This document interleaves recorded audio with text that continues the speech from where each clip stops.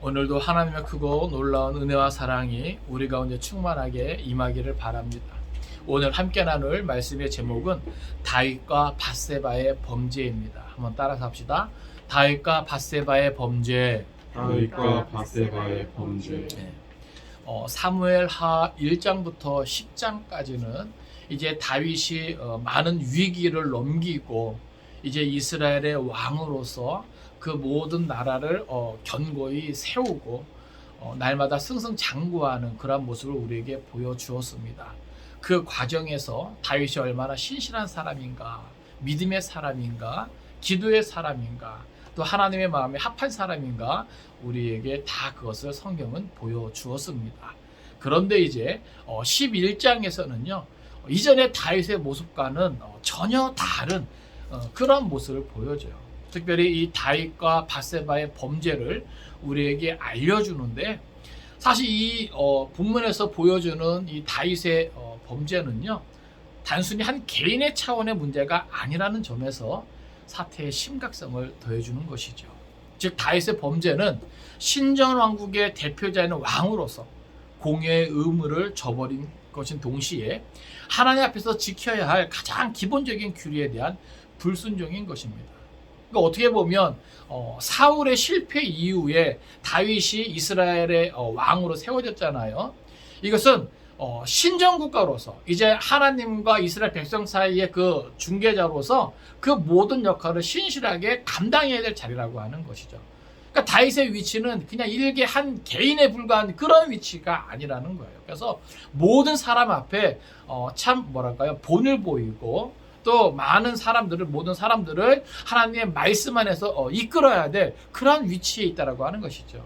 그만큼 뭐예요? 다윗의 어떤 영향력은 막대한 것이라 할 수 있습니다. 그런데 그러한 다윗이 뭐예요? 그 모든 것들을 다 뭐예요? 이제 무시하고 범죄를 저지른 것이죠. 그렇기 때문에 이것은 참 뭐랄까요? 엄청난 그런 영향력을 가지고 있다라는 것을 우리가 기억해야 할 것입니다.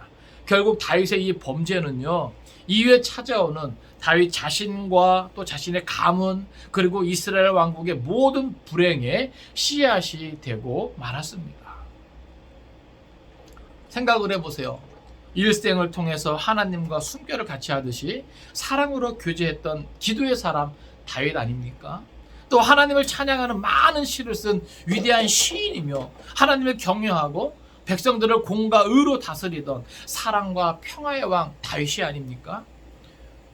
그와 같은 믿음의 사람 다윗마저도 이렇게 거친 정욕의 포로가 되어 범죄의 시궁창에 빠졌던 이 엄연한 사실 앞에서 우리는 실로 죄의 유혹 앞에서는 그 누구도 예외가 될 수 없음을 다시 한번 깨달아야 할 것입니다.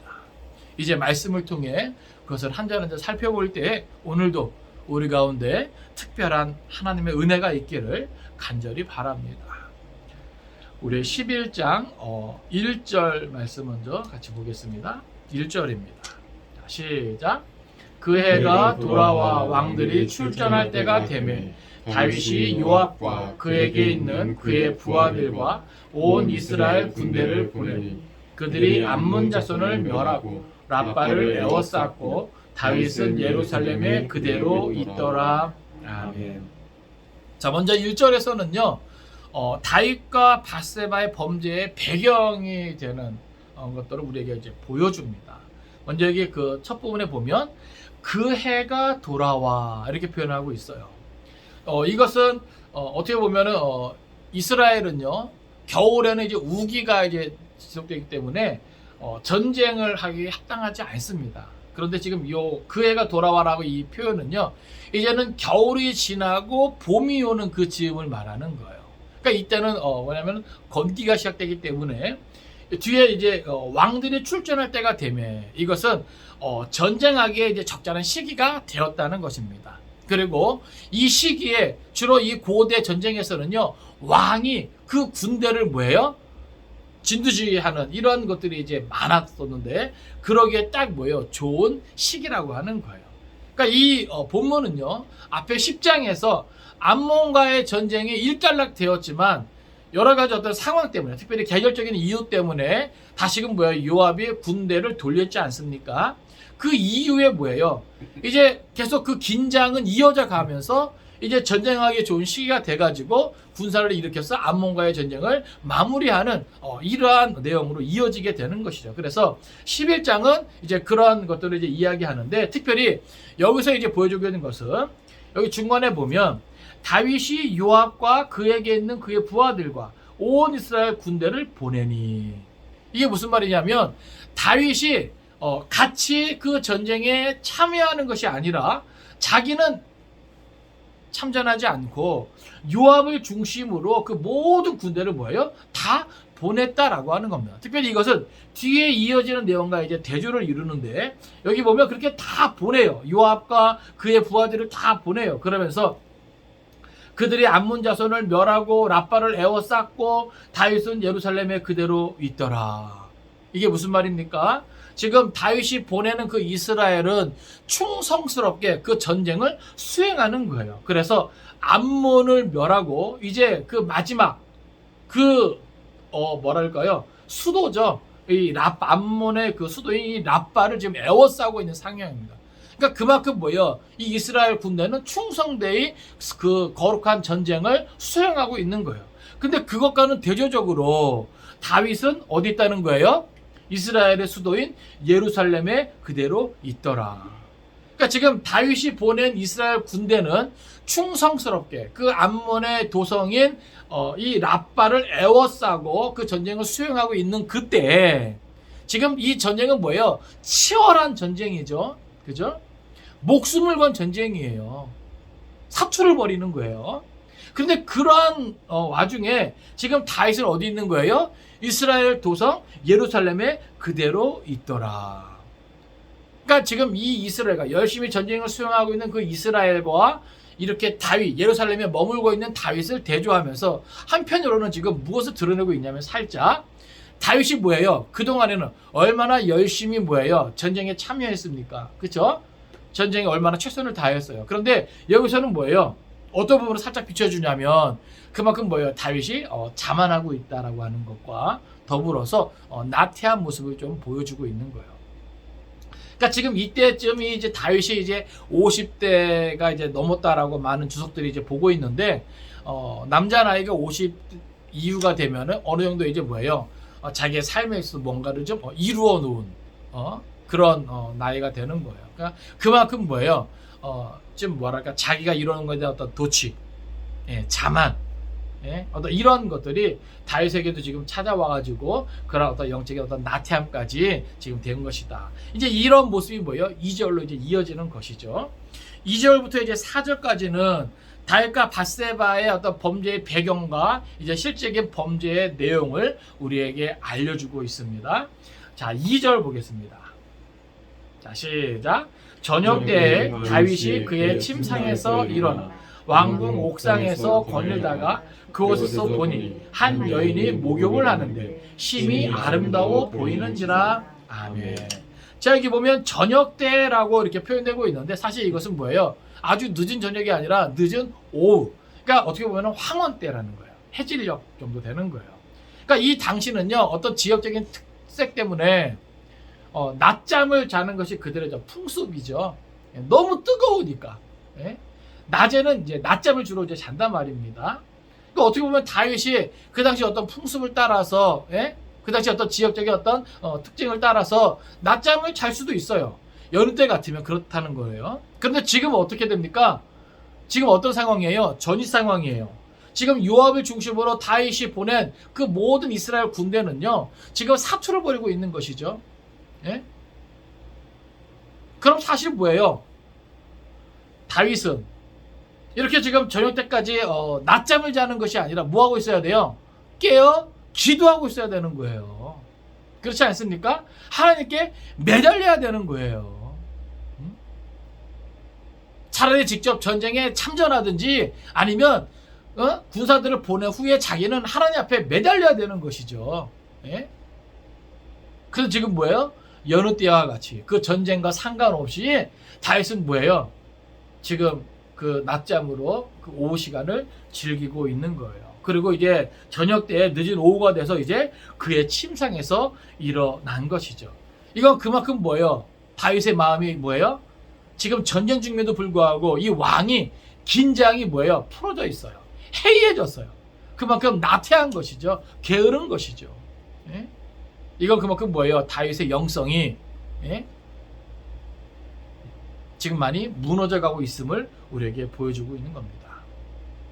여러분 보세요. 사람은요, 어떤 일에 집중하거나 어려움을 극복할 때보다는 긴장을 풀고 방심할 때 결정적인 그런 시험에 빠지는 경우가 허다하다는 것입니다. 그러니까 아무리 영적으로 강건한 사람이라도요, 부지불식간에 욕정에 이끌려서 범죄할 수 있는 가능성이 있다는 것을 우리에게 보여주게 되는 거예요. 그래서 여기 보면 왕궁 옥상에서 거닐다가 그곳에서 보니 한 여인이 목욕을 하는데 심히 아름다워 보이는지라. 자, 다윗이 이렇게 나태함 가운데, 예? 영육간의 나태함 가운데 해이해져 있는 이 상황에서 왕궁 옥상을 거닐고 있을 때 하필 그때 뭐예요? 한 여인이 목욕을 하고 있어요. 여러분, 다윗이 거하는 다윗성은요, 지금 높은 곳에 있었기 때문에 그 옥상에서 내려다 보면요, 그냥 일반 가옥들은 뭐예요? 그냥 훤히 다 보이는 거예요. 예? 그게 참 희한하죠. 하필 그때 뭐예요? 한 여인이 목욕을 해요. 그런데 목욕을 하는데 예? 하필 또 그 여인이 심히 아름답네요. 그러니까 여기 그 원어를 보면 이 여인의 아름다움을 특별히 강조해서 표현하고 있는 것을 보게 돼요. 그러니까 영적으로 나태해져 있고 해해져 있는 이 다윗의 눈에 뭐가 들어와요? 이 아름다운 한 여인이 목욕하고 있는 모습이 그대로 다 들어오는 거예요. 그러다 보니까 이 다윗이 어떻게 됩니까? 욕정에 사로잡히게 되는 겁니다. 3절입니다.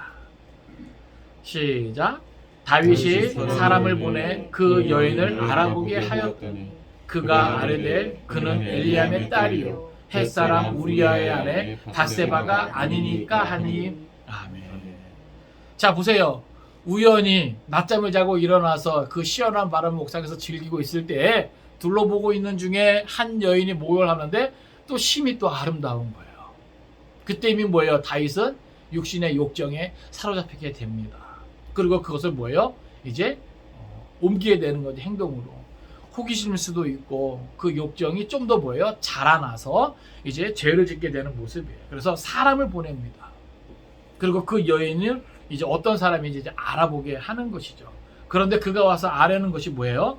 그는 엘리암의 딸이요 햇사람 우리아의 아내 밧세바가 아니니까. 여러분, 이 우리아라고 하는 사람은요 햇사람인데 다윗이 아끼는 그 용사들 가운데 하나라고 하는 거예요. 예? 그러니까 다윗의 신복 중에 하나라고 하는 거예요.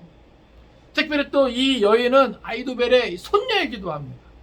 그러니까 어떻게 보면 최측근이라고 하는 거예요.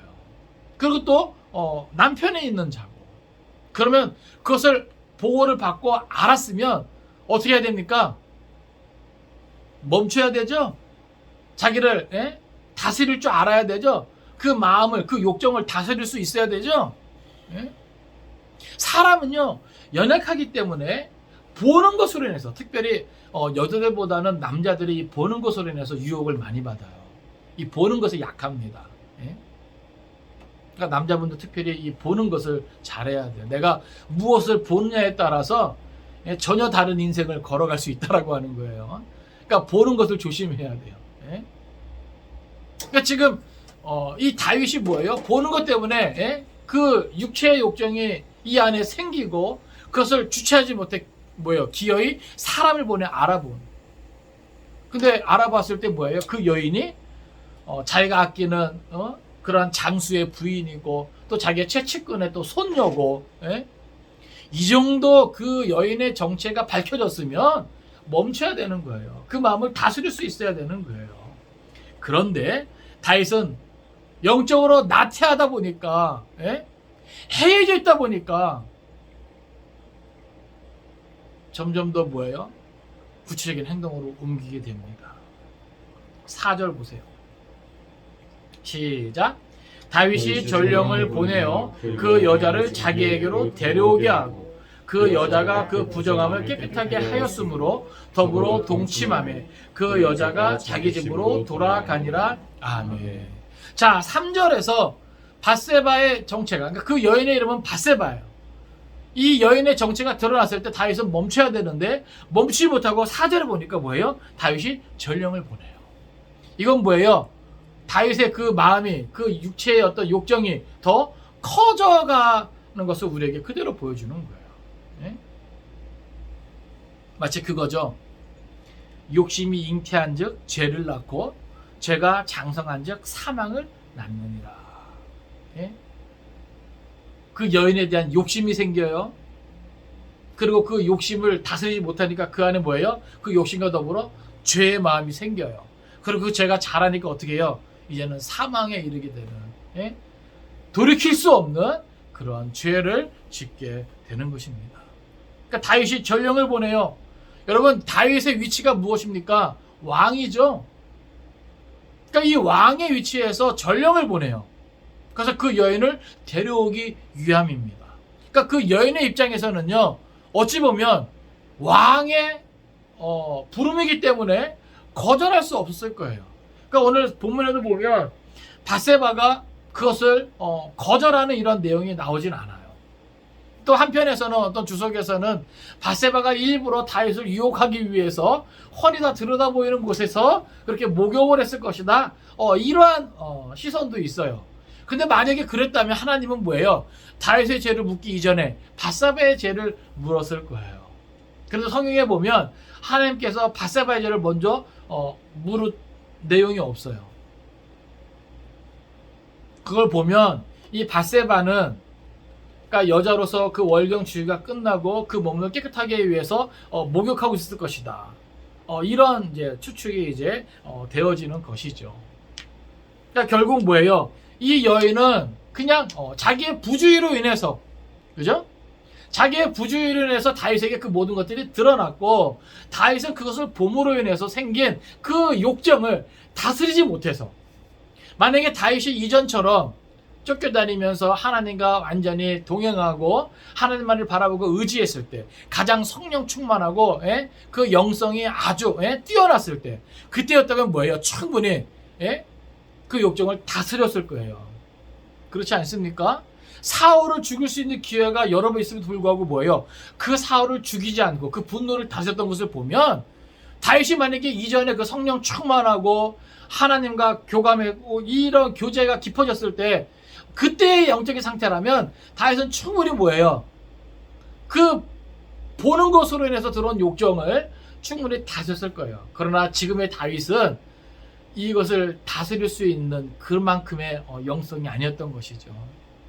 그래서 결국 전령을 보내어 그 여자를 자기에게로 데려오게 하고, 그 여자가 그 부정함을 깨끗하게 하였으므로 더불어 뭐 하게 됩니까? 동침하게 되는 거예요. 결국 그 여자를 범하게 되는 것이죠. 여러분, 이것은요 지금 10계명 중에서도 몇 가지를 지금 죄를 짓는 거예요. 지금 특별히 지적으로 뭐예요? 내 이웃의 아내를 탐내지 말라 말이야. 이거 지금 지적으로 지금 범하고 있는 거잖아요. 이거는 말도 안 되는 거거든요, 사실은. 그리고 그 여자가 자기 집으로 돌아가게 됩니다. 그러니까 여러분 생각을 해보세요. 그냥 보통 사람, 이병호 목사 같은 사람, 또 우리 안정환 지사님 같은 사람, 우리 하민이 같은 사람, 그냥 우리 같이 그냥 보통의 사람이면 그래, 그럴 수 있지, 그죠? 물론 그래서도 안 되지만, 우리도 신앙의 양심 때문에 우리도 그래서도 안 되지만, 근데 다윗 아닙니까? 다윗, 그죠? 하나님께서도 하나님 마음에 딱 맞는 사람이다 말이야. 그렇게 하나님 마음에 합당한 사람으로 평가되는 이 다윗 아닙니까? 정말 많은 그런 위대한 간증거리가 있는 다윗 아닙니까?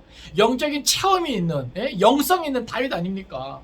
여러분, 다윗의 시편을 읽어보세요. 다윗의 어떤 그런 도피 생활 가운데 다윗이 경험한 그 살아계신 하나님, 그 구원의 하나님을 생각해 보세요. 그러한 믿음의 사람, 예?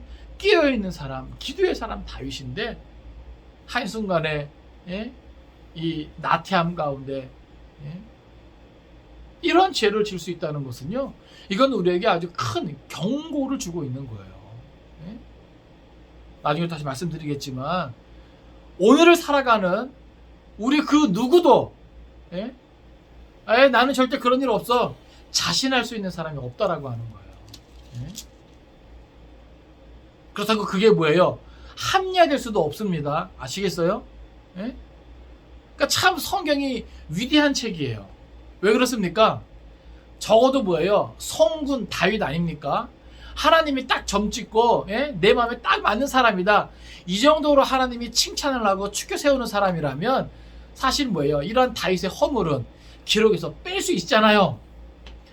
남기지 않을 수 있잖아요. 그냥 위대한 다윗으로만 예? 그렇지 않습니까? 믿음이 좋고 예? 정말 하나님 앞에 사랑받는 그런 다윗으로만 우리가 기억될 수 있도록 이런 거 다 뺄 수 있잖아요. 그렇죠? 근데 참 너무나 감사하게도 가감없이 이런 것들을 그대로 다 기록하고 있다는 사실이에요.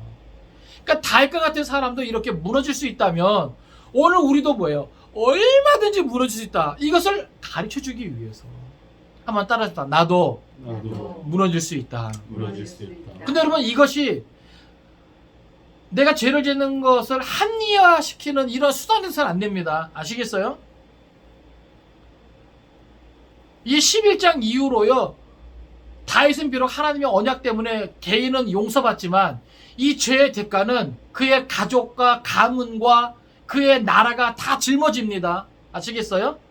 그 가족에 엄청난 피바람이 불고요, 그 나라와 그 민족은요 엄청난 고통을 받아요. 그러니까 잘 들으세요, 여러분. 우리도 얼마든지 죄 때문에 무너질 수 있는 연약한 인간이지만 예? 그 죄의 대가는 우리의 평생에 뭐예요? 치러질 수 있다는 사실을 성경은 보여줍니다. 그러니까 우리는 죄의 무서움을 알아야 돼요. 예? 하나님이 사람은 사랑하시되 죄는 철저히 심판하시고 징계하신다는 사실을 우리는 기억해야 됩니다. 예? 그러니까 내가 연약하기 때문에 다윗과 같은 사람들이 이렇게 무너졌는데 내가 무너지는 거 당연한 거 아니야? 이렇게 여러분 자랑 삼아 말하면 안 됩니다. 예? 그걸 합리화해서도 안 됩니다. 아시겠어요? 우리가 회개하면 우리는 용서받으나 그 죄의 결과는 내가 감당해야 될 부분이에요. 예? 우리는 인생을 살면서 얼마든지 예? 다양한 삶을 살아갈 수 있는데 하나님은 그 모든 계획을 다 갖고 계시는 거거든요. 내가 끝까지 믿음으로 충성되게 살아갈 때 그 모든 삶의 예? 내용들이 다 있고요. 또 내가 중간에 불순종하고 이렇게 다윗과 같이 영적 나태한 가운데 내가 그 모든 정욕을 제어하지 못하고 다스리지 못하고 내가 그 죄를 지을 때 그 모든 삶도 다 준비되어 있단 말입니다. 예? 결국 다윗은 철저히 회개하고 용서받지만 그 죄의 결과는 뭐예요? 온전히 감당하는 거예요. 그러니까 여러분들이 생각해야 됩니다. 죄 짓고 회개하면 용서받을 수는 있으나 그 죄에 대한 책임은 죄책은 따른다라고 하는 거예요.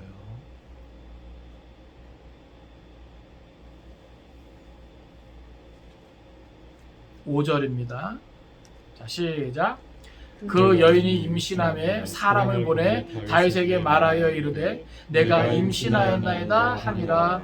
아멘. 여러분 보세요.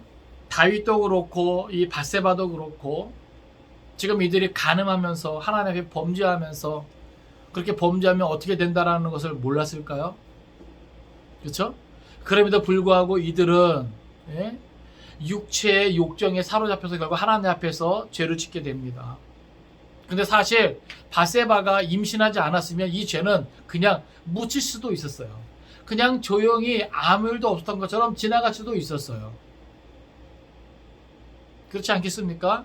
그러다 보면 나중에 또 뭐예요? 다윗은 예? 기회가 되면 또 밧세바를 부를 수도 있었겠죠. 예? 그런데 지금 중요한 것은 지금 5절에서 이 밧세바가 임신을 하게 되는 거예요. 예?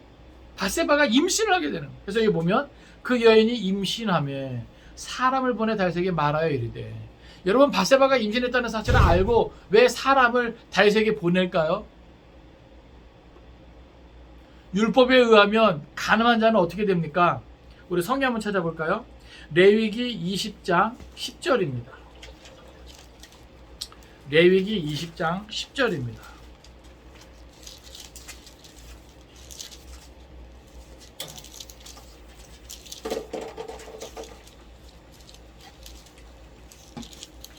레위기 20장 10절입니다. 예. 우리 같이 읽겠습니다. 자, 시작.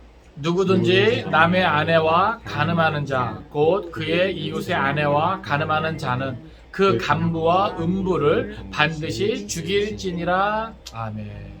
한번 따라합시다. 반드시 죽일지니라. 이게 율법이에요. 이게 하나님의 법이에요.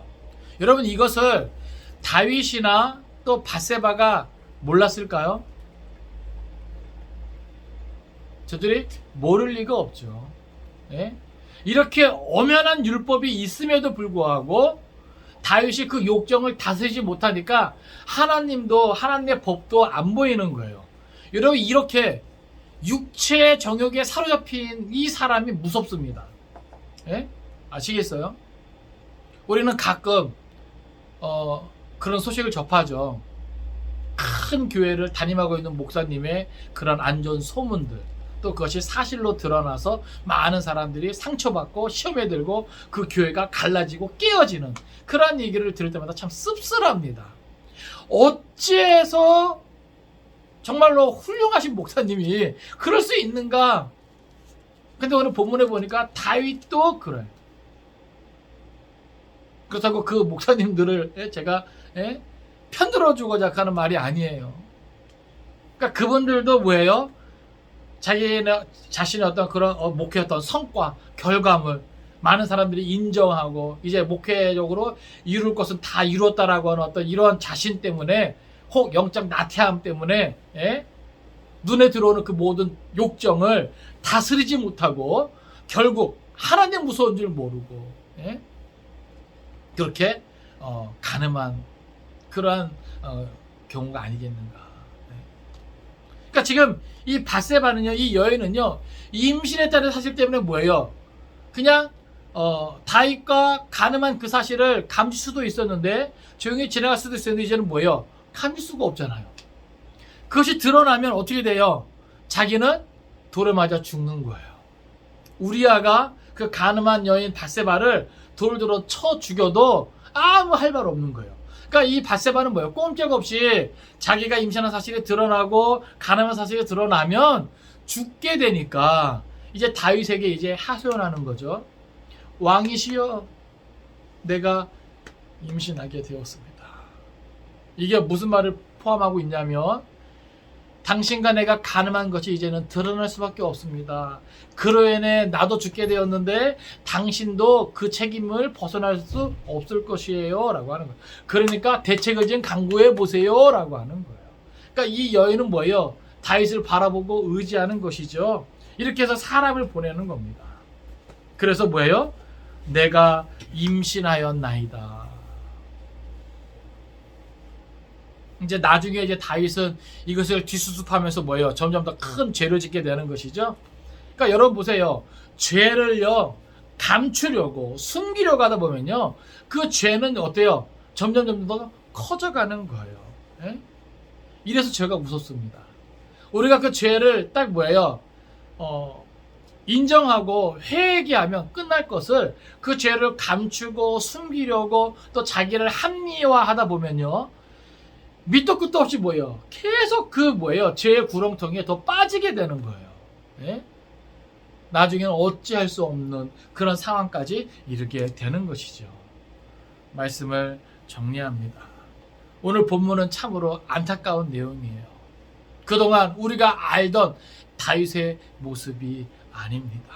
성군 다윗, 하나님과 동행하는 다윗, 믿음의 사람, 능력의 사람, 성령의 사람, 기도의 사람, 다윗, 그러한 다윗의 모습이 아니에요. 그가 어쩌다가 이러한 영육간의 나탐에 빠져서 하나님 무서운지도 모르고 그 보이는 것으로 인해서 그 육체의 정욕에 사로잡히고 그 정욕을 다스리지 못해 급기야 그 밧세바를 범하고 하나님 앞에 범죄하게 되었는가. 너무나 안타까운 거예요. 우리는 오늘 본문을 통해서 몇 가지 우리가 좀 다시 한번 확인할 수 있는데, 그것은 뭐냐 하면 첫째로 인간 중에 완전한 의인은 없다라고 하는 겁니다. 한번 따라서 합시다. 인간 중에 완전한 의인은 없습니다. 완전한 의인은 없습니다. 여러분, 그동안에 다윗을 보면요 완전한 사람처럼 보여요. 근데 오늘 성경이 이렇게 다윗의 실수, 이런 다윗의 범죄, 이것을 가감없이 그대로 보여줘요. 감추지 않고 숨기지 않고 빼지 않고 이것을 그대로 보여줘요. 이것은 인간 중에 완전한 의인은 없다라고 하는 거예요. 성경에도 뭐예요? 로마 10장 보면 의인은 없나니 하나도 없도다.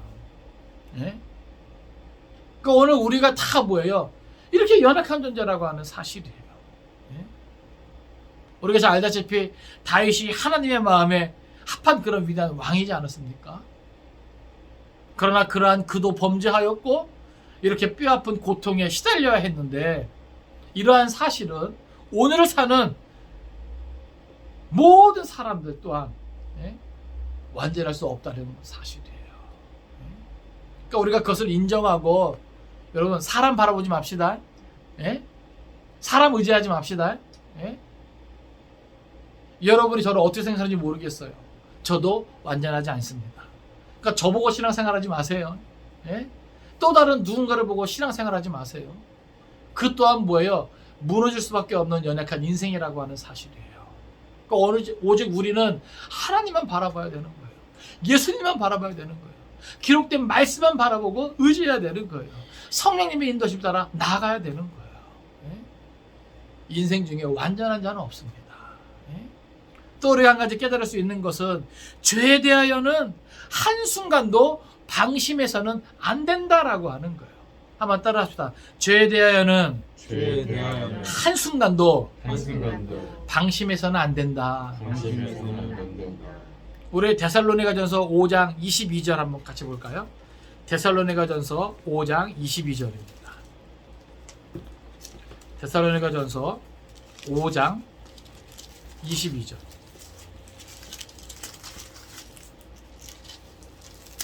5장 22절입니다. 자, 시작. 악은 어떤 모양이라도 버리라. 아멘. 시대가 악하다 보니까 남들이 다 이 정도 하는데 내가 비록 교회 다니고 신앙에 열심히 있지만 그래도 이 정도쯤은 괜찮은 거 아닙니까? 그렇죠? 세상이 악하면 악할수록 죄된 모습이 더 심각해지는데, 우리 그리스도인은 너무 거룩하면 세상과 어울리지 못하니까 뭔가 내가 하는 일을 제대로 못할 것 같고, 그죠? 그렇기 때문에 우리도 뭔가 좀 어울려야 되지 않습니까? 그러면서 뭐야? 자연스럽게 우리도 죄된 모습을 갖게 되는데, 이 정도쯤이야. 세상은 우리도 훨씬 더 심한데, 그러면 스스로를 뭐예요? 합리화하는 부분이 있다면, 여러분 기억하세요. 뚝이 무너지는 것은요 어떤 것이 때문이 아니에요. 작은 구멍 하나가 그 뚝을 무너뜨릴 수 있다는 사실을 기억하십시오. 내가 이 세상과 어울려서 비록 세상의 어떤 극악무도한 사람들과는 다르다 할지라도 세상의 어떤 그러한 죄악된 모습, 신앙의 양심을 저버리고 하나님의 말씀을 외면할 수 있는 그런 부분을 어느 정도 내가 인정하고 들어가면요, 내가 완전히 무너지는 것은 시간 문제예요. 그래서 우리는 데살로니가전서 5장 22절, 악은 어떤 모양이라도 버리라. 우리는 이 말씀을 마음판에 새길 수 있어야 할 것입니다. 가정에서도, 일터에서도, 모든 사람과의 관계 속에서도, 지금 우리가 살아가는 이 시대는요 말세 지말이에요. 그러니까 죄된 모습이 익숙해질 정도로, 심지어는 교회 안에서도 죄된 모습이 익숙해질 정도로 죄가 만연한 세상입니다. 멸망에 가증한 것이 거룩한 곳에 선 그런 모습들을 우리 많이 보고 듣게 되는 것이죠. 예? 그렇기 때문에 오늘 우리는 그럴수록 뭐예요? 더욱 깨어 있어야 되는 거예요. 악은 어떤 모양이라도 버려야 합니다. 예? 타협해서는 안 돼요. 이거는 타협의 여지가 없는 겁니다. 예? 또 베드로전서 5장 8절 말씀이에요. 베드로전서 5장 8절입니다. 베드로전서 5장 8절 말씀. 우리 같이 읽습니다. 베드로전서 5장 8절 말씀. 자, 시작. 근신하라 깨어라 너희 대적 마귀가 오는 사자같이 두루다니며 삼킬 자를 찾나니. 아멘. 아멘. 여러분, 이 모든 영적 전쟁이 끝난 것이 아니에요. 예? 그렇기 때문에 우리 대적이 있다는 것을 여러분 기억하시기 바랍니다. 우리 대적 원수박이 사단은요, 예? 참 뭐라 그럴까요? 악랄해요. 예? 그리고 어떻게 보면 참 지혜롭기까지 해요. 그러니까 우리의 연약함이 뭔지, 예?